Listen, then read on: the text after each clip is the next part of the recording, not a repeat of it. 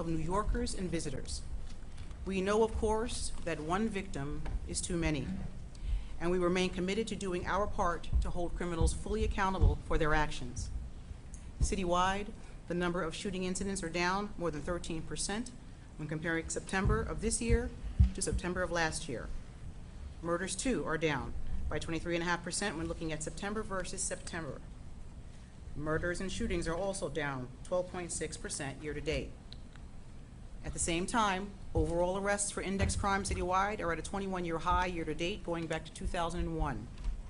Meanwhile, arrests, specifically for illegal gun possession, are up September over September by nearly 7.5%, and our gun arrests are at a 27-year high. NYPD officers so far this year have taken more than 5,600 illegal guns off the streets of New York. This is real, tangible progress in our fight against the scourge of illegal guns in our city. It's directly driven by the dedication and efforts of our officers in uniform, in our investigations, our civilian analysts, and more. We know there is always more work to do to make the city safer, further innovations to employ, and new crime strategies to institute. We must prevent and deter criminal activity. We work alongside other city agencies to combat crime and correct disorder. From poor lighting and graffiti to increased officer visibility, riding the trains and on foot in our communities, coordinated takedown operations, vehicle and traffic law enforcement, and that list is by no means exhaustive. And we're always striving to improve because New Yorkers demand it of us just as we do of ourselves. In a moment, you'll hear from Chief Corey, who will outline some more of our measures that we'll be implementing during the next few months to continue and enhance the encouraging progress that's been made. We focus on the drivers of crime and the new and creative ways to combat them. From reporting methods to investigative work to building strong prosecutions. Nearly 40% of all major crime in New York City is grand larcenies. Part of this is attributable to the internet and phone-based scams. These criminals make contact, often under the guise of being government agents, debt collectors, utility service employees, bank tellers, or reps from retail companies or dating applications. They claim to need money from the victim urgently and in confidence. These scams can be initiated by phone calls, text messages, emails, or even in person. In response, the NYPD launched a scam awareness campaign this week to educate anyone who may fall victim to such scams. A 24-hour information hotline was set up to help New Yorkers inquire about and better understand many of these old or emerging crime schemes. This messaging effort is about awareness and ultimately about prevention. The line is staffed by NYPD personnel who can guide callers in a way that best serves their individual needs. Before sending anyone money, people can thwart these scams by first checking directly with their family members, their banks, or the companies with whom they do business. Education is just one of the ways New Yorkers can share this responsibility for public safety. So please help us get the word out. Chief Corey will discuss in detail our end-of-year crime strategy. This strategy will also address chronic issues that we see each year during the holiday season.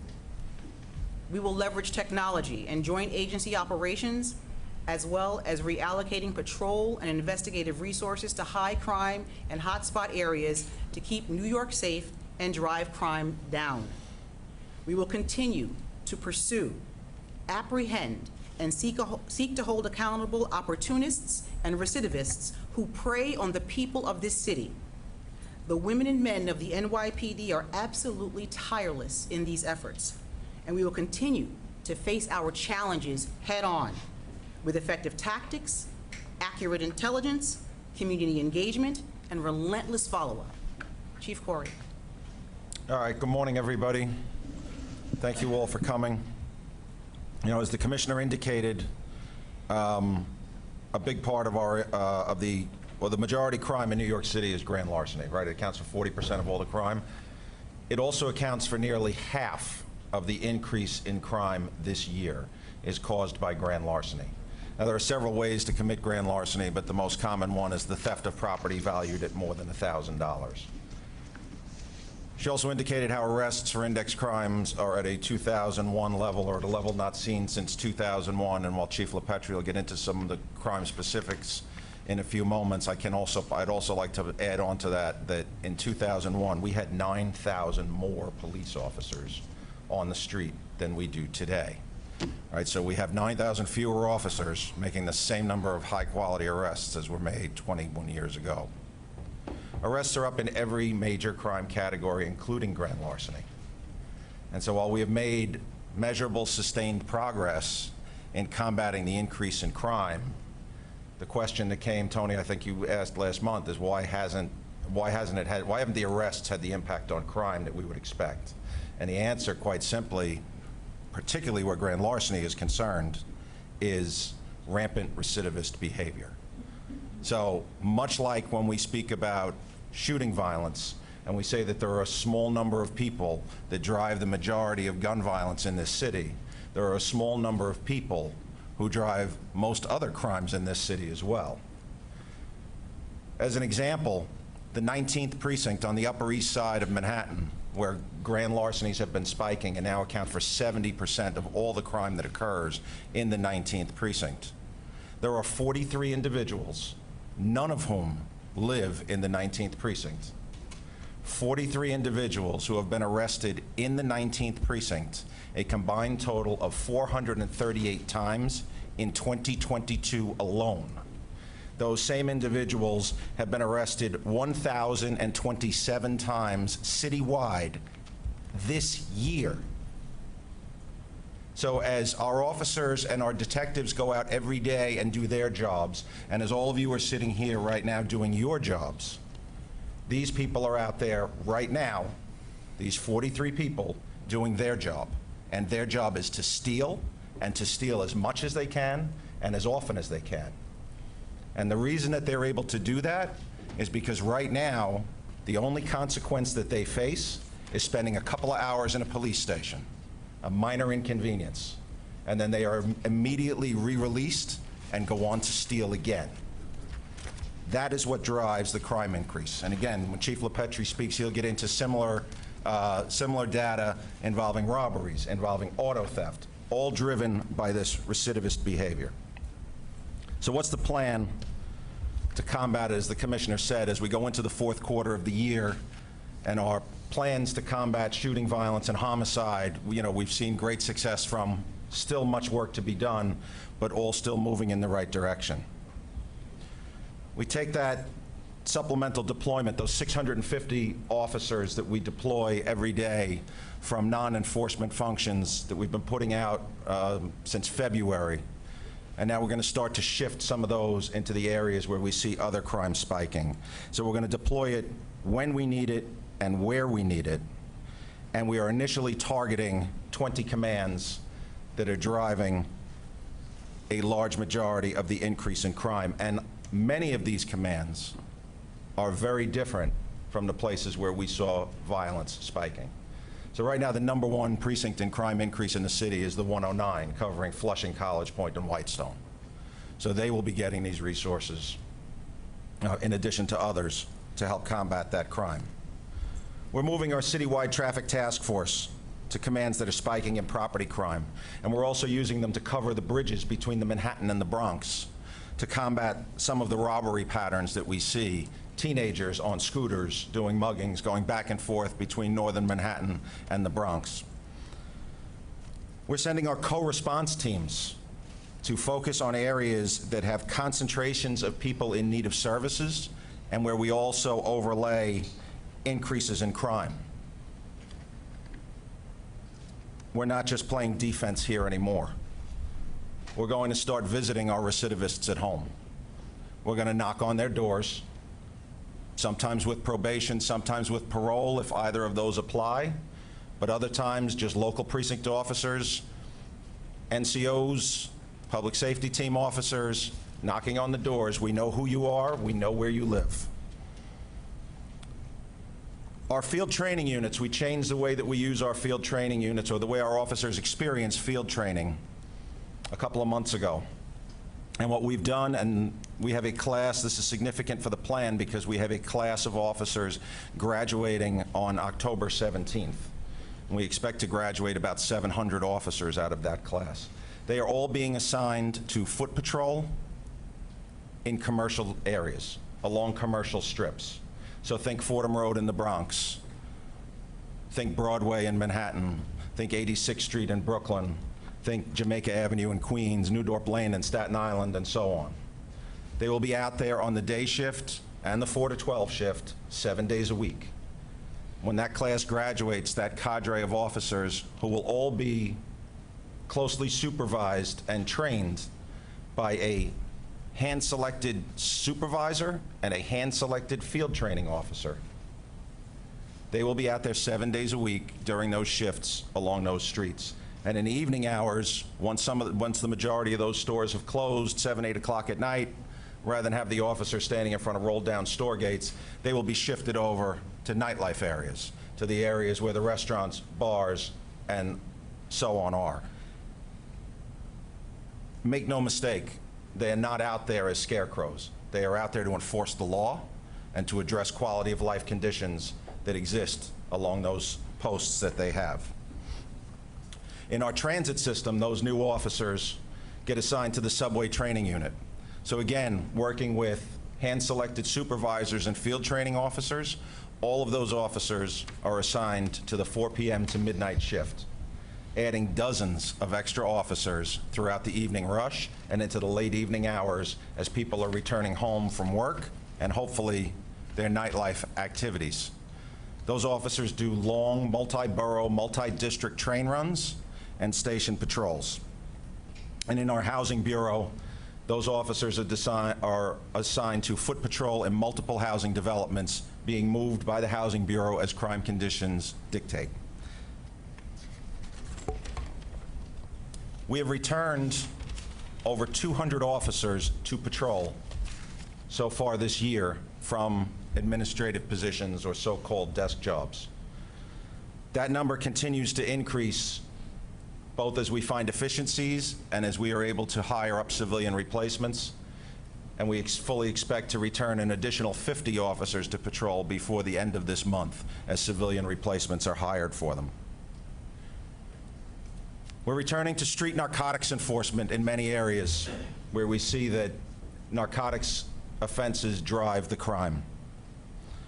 So there will be new investigative enforcement teams initially deployed to 4 high street crime corridors in the Bronx, Queens North, Brooklyn, and Midtown Manhattan.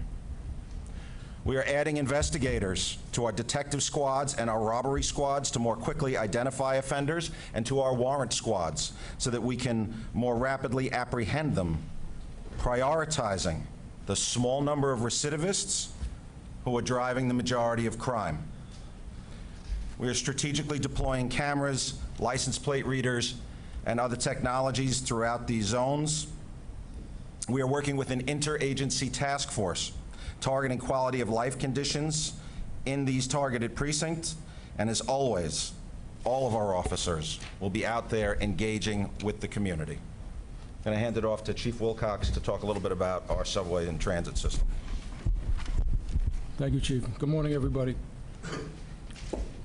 As we've spoken about extensively over the past 9 months, the mayor, the NYPD, and the MTA implemented a subway safety plan at the start of this year. The mission then and now is to confront the many challenges that we face in the subways, including crime, quality of life, and homelessness. We fully understand that perception can sometimes influence behavior just as much as reality can. So as the Commissioner said, we remain committed to ensuring that our public transit riders are not only safe, but that they feel safe too. So we put more uniformed officers in parts of the system that need them the most, and worked on focusing our resources and making our patrols more efficient. And one major component of this plan, which is centered on this premise, is proactivity. That means being out there on patrol and highly visible in the stations, on the platforms, and definitely on the trains. And that's exactly what we're doing. So far, in 2022, NYPD officers have been on more than nearly 270,000 train runs and done more than 113,000 platform sweeps. And in the first 9 months of this year, officers have conducted nearly 750,000 transit station inspections system-wide. That's a 106% increase from 2021. We brought back targeted train patrols crossing between boroughs during the overnight hours.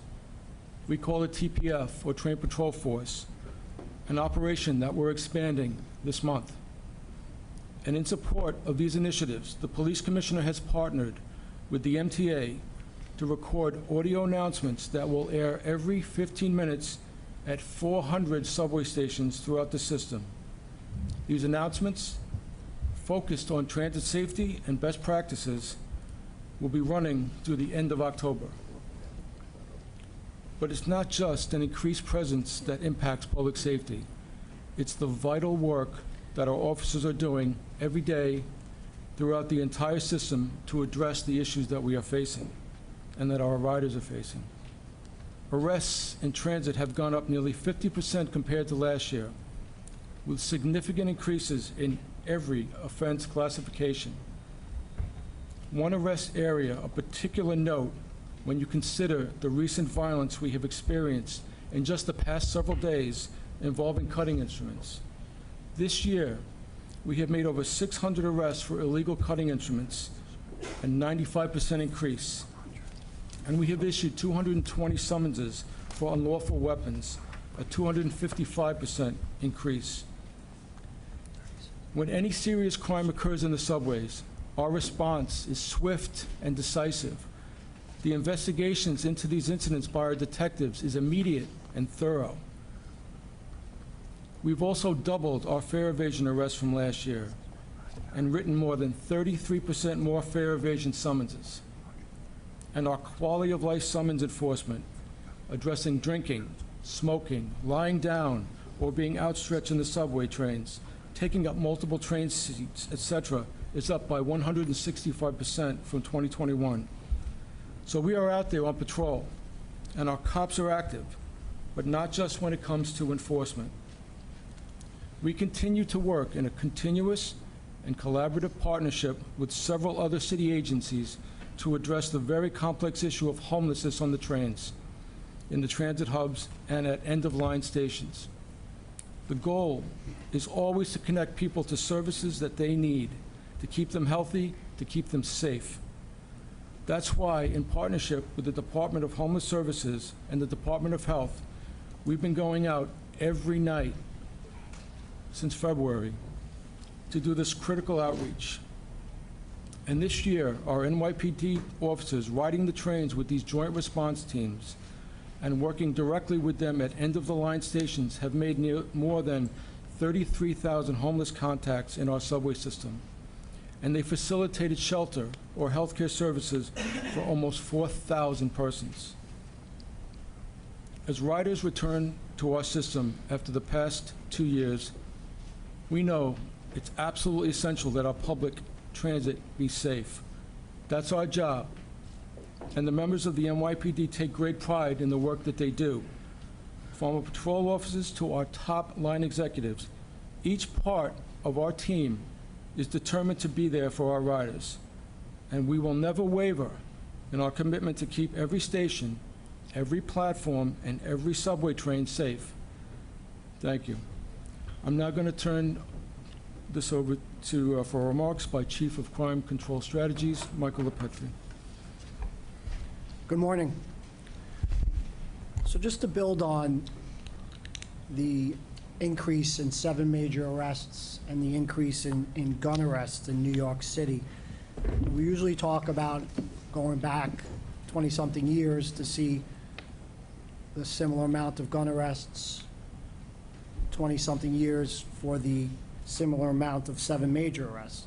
But what's important to note is during those times, we had almost 50% more index crimes. So we are arresting at about a 35% arrest ratio to index crimes.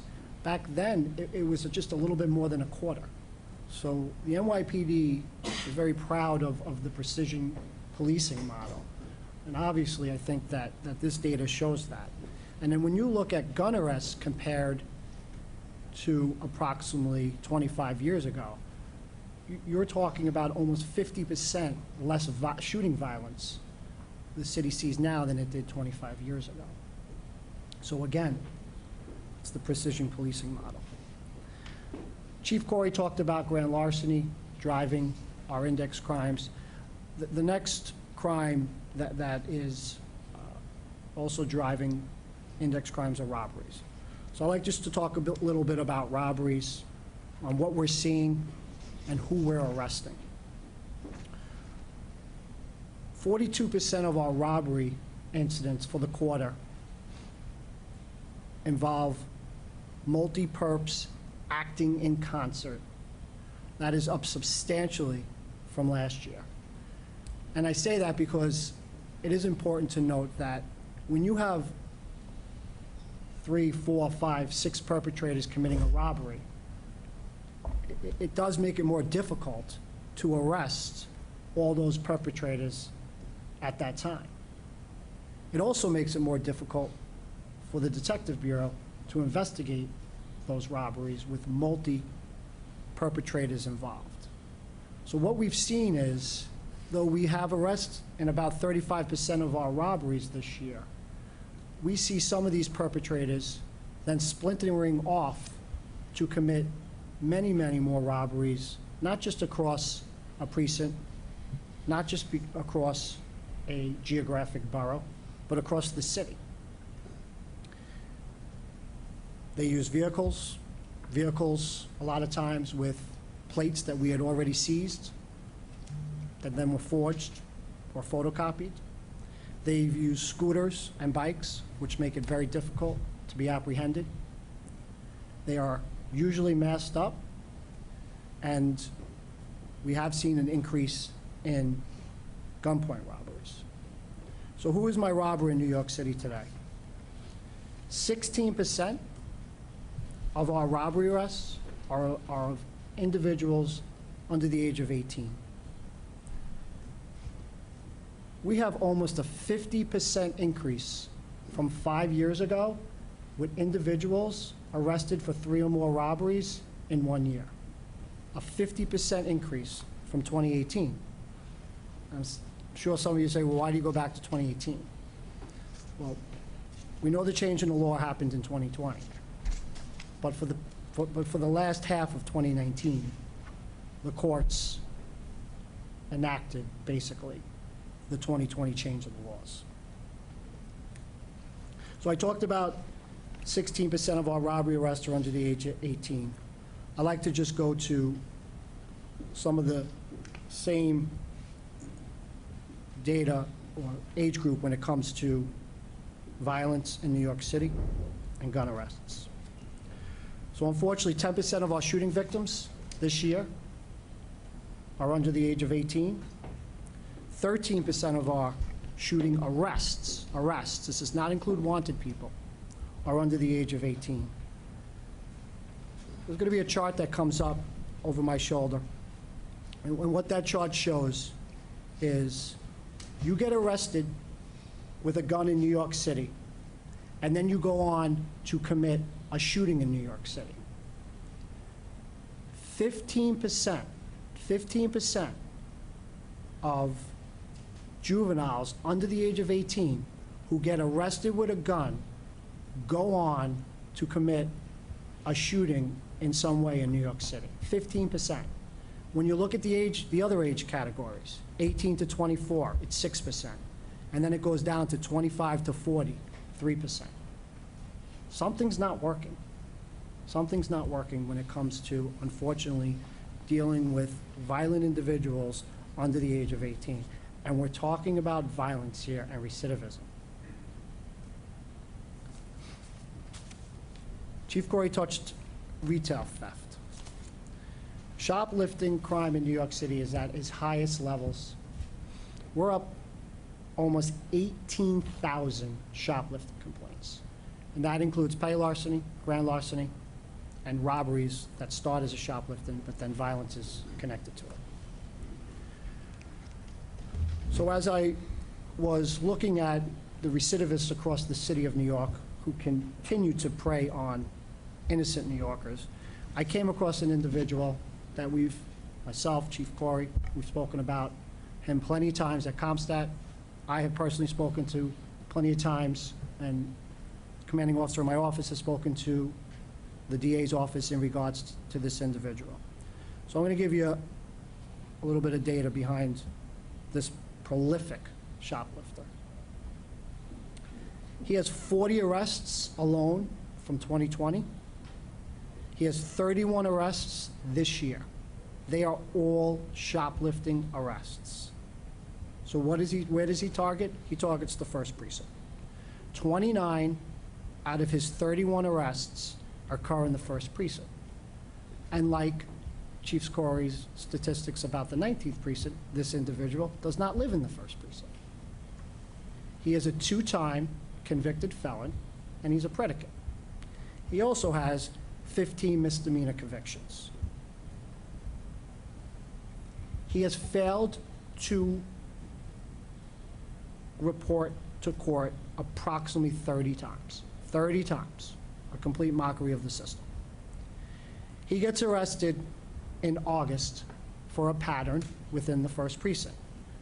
Keep in mind, the first precinct is up 1,500 shoplifting victims' complaints this year. 1,500, with almost 3,000 complaints. He gets arrested for a pattern in August of this year. He gets arrested for 18 petty larcenies or grand larcenies.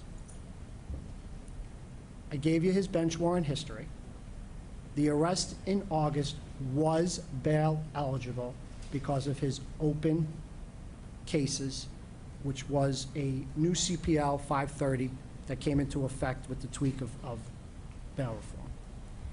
He walked out of the door with no bail. And what did he do? He just got arrested this week for 10 additional grand larcenies and petty larcenies at stores that are all too familiar, pharmacies, that continue to get preyed on across the city, and guess what? Continue to get closed at alarming rates. Finally, this individual is now in on a bail. When we talk about shoplifting, we mean it.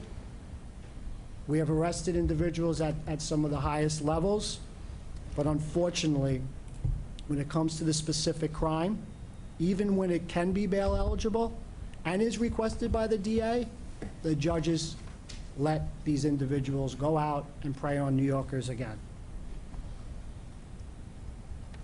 Thank you very much.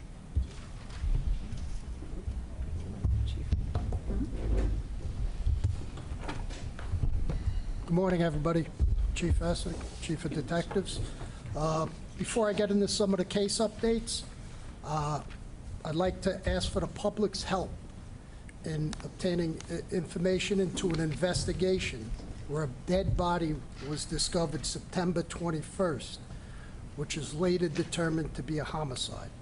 It occurred at 315 Linwood Street, apartment 3F, in the East New York section of Brooklyn. A Miss Deja Johnson, female, 22 years old, was discovered in that apartment deceased. We are looking to identify and question these 5 persons who had access to that apartment. These are people who we believe may have information in regards to this homicide. So if anybody knows them or sees them, if they could please call Crime Stoppers at 1-800-577-TIPS. I'd like to update you on some cases of note. The first one is on Sunday, October 2nd, at 1:50 a.m. 2 females, both 19 years of age, while waiting for the Uptown N train at Broadway and West 42nd Street, were assaulted and robbed by at least 9 females wearing matching green nylon jumpsuits. This incident originally stemmed from an apparent bump on the platform and spilled into the subway car. NYPD detectives from the Transit Robbery Squad were able to ID 4 of these persons, all 4 of which reside in the Queensbridge housing development in Queens. Members of the Warrant Division are actively seeking their whereabouts. They are Emily Soto, female, 34 years old, of 4103 Vernon Boulevard, in the Queensbridge houses. She has 2 prior arrests. A Miriam Sissy Esoff, female, 26 years old, of 27th Avenue in Queens, with 1 prior arrest. A Sistani Alston, female, 26, with 3 prior arrests. And a Darina Pagaro, a female, 26 years old, who's also lives in the Queensbridge houses. She has 9 prior arrests. This investigation is still ongoing as to the extent and the identity of others involved. Second case I'd like to talk about occurs on Tuesday, October 4th at 7 a.m. at 304 Lenox Avenue. A retired New York City police detective who is now employed by the Administration of Children's Services was shot in the chest and shoulder while going to work. He was an unintended victim struck by bullets and caught in the crossfire between rival gang members. Also struck and suffering from a graze wound to his neck was a T-Sean Harper, male, 21 years old, of 675 Morris Avenue. He has 3 prior arrests. Mr. Harper was arrested on that date, October 4th, of the date of the incident. He was arrested for a criminal sale of controlled substance to an undercover police officer, which he committed prior to this incident, days prior. He also has a misdemeanor menacing and assault for criminal contempt. The investigation reveals that Mr. Harper was walking with 2 as yet to be identified males who were believed to be from the AK houses. When they walked past 304 Lenox Avenue, words are exchanged with 2 males. Shots are exchanged by both groups. A total of 8 9mm shell casings are recovered. We have identified 2 of our shooters and are actively seeking to apprehend them. The first male is a Shaquan Moore, male, 19 years old, of 1439 Amsterdam Avenue, with 1 prior arrest for gambling. Our second male is an Alex Guzman, male, 20 years old, of 15944 Harlem River Drive. He has also 1 prior arrest for grand larceny. Mr. Guzman is also wanted in the September 21st shooting at 540 West 136th Street, where he and another were shooting at a rival gang member and struck another unintended 60-year-old male. The investigation reveals that these shootings are part of the gang violence involving the Manhattan houses, which the gang is called Make It Happen Boys, versus the Grant houses and the AK houses.